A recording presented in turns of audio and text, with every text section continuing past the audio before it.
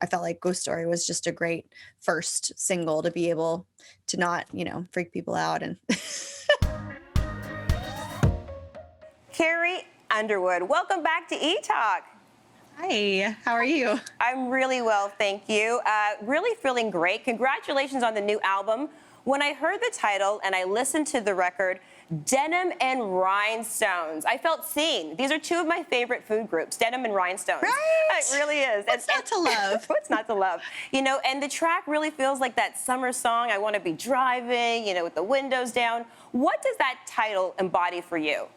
I mean, I feel like it's me. When you think of it as being like a superficial thing, obviously I'm a country girl. I do love my denim. I love all things sparkly. But as an album, I like to think of it as just being like, it's something that is, you think of denim, it's sturdy, it stands the test of time. I feel like we cover a lot of decades and a lot of, different musical genres and influences in this album. And then the Rhinestones is just all the sparkles on top. And I feel like when you listen to certain songs, like you can almost hear the rhinestones. It probably sounds weird to say, but even on the song Denim and Rhinestones, it's like you just hear these little magical little moments. And I feel like you hear sparkles. Yeah. I co-sign that. I do hear sparkles, and it's true throughout the album. So many different influences, but at the heart of it, such a Carrie Underwood project. And you've said that this album is more of a representation of who you are as an artist and as a person. Can you elaborate on that for us? Well, I do think overall, like all of, or not all, but many of the musical influences that, I grew up with that are in me, worked their way out in this music. And I feel like that's really cool. Overall, I feel like the album is just very happy. It's very fun. It's very free.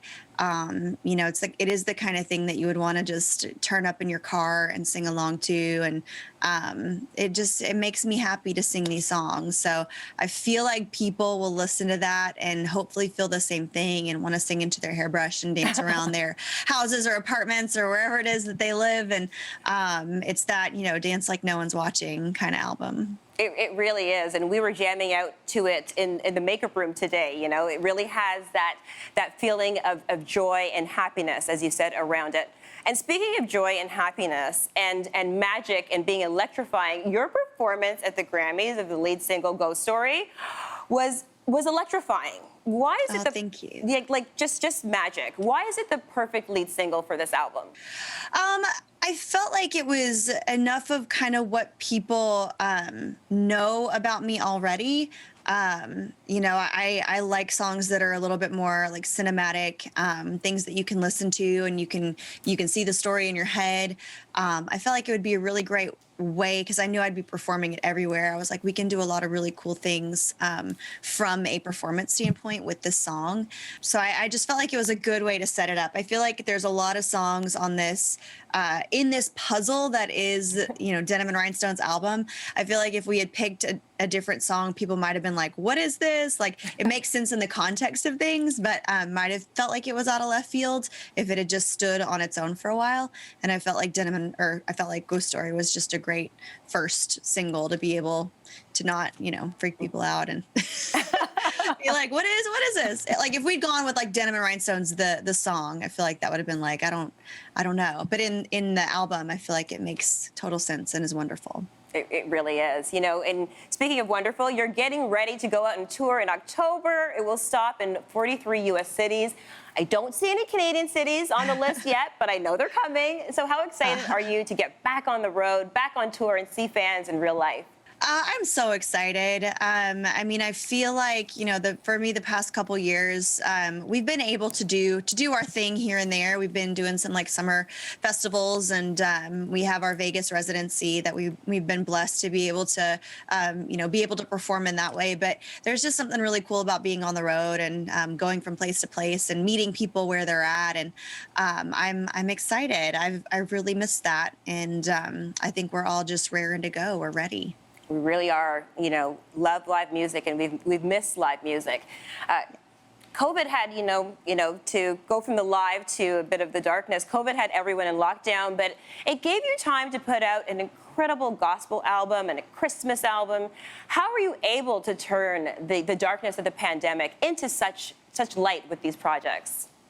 Well, those are two things that I've always wanted to do, and you know, we had planned on doing a Christmas album before the world fell apart, and we're able to finish that and put that out. And then I was like, man, I love this space that I've been living in with my gift. So we decided to go ahead and start on My Savior, and I got to do an album of hymns that I grew up listening to, and it was very soul filling for me, and we were able to do so many performances. A lot of times there wasn't an audience in front of me, but I kind of liked it because I was singing these songs to my Savior. I was singing these songs to God, and you know, not having an audience, even though I feel like in any other context would have been super weird if I was trying to do like Denim and Rhinestones and there's like nobody out there. I feel like that would have felt so weird, but I felt in that moment it felt really right and felt really good, and we were able to just keep making music that we love and that really meant something to us in the midst of everything else that was going around. And it was so positive and so happy to be able to, you know, kind of check out from the world for a little bit and go sing those songs. It was pure joy in the midst of chaos. So I was very grateful that I got to make those two albums. And we're grateful that you did too. You know, you brought up your Vegas residency and you're set to go back later in 2023. So what does that mean when you are performing, but you get to be in one spot with the family? What does that mean to you personally and professionally? It's so cool. I mean, Vegas has its own just way and standards, and you know, people come there and they expect a show, and we wanted to provide that. And I feel like all of it is very much me, but it fits in that town, which is so much fun. People come there and they just want to have a good time. So I feel like right off the bat, they're raring to go. And I love being able to like have our meet and greets every night. And I'm like, where are you from? Where are you from? Where are you from?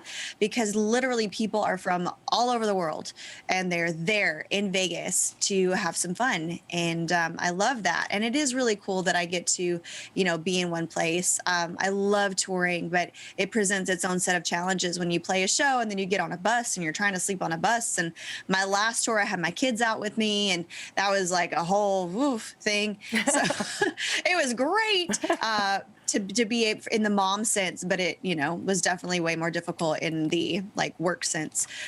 So it's nice that we're not all trying to get us all to sleep on a bus, and we can park it in one place for a minute.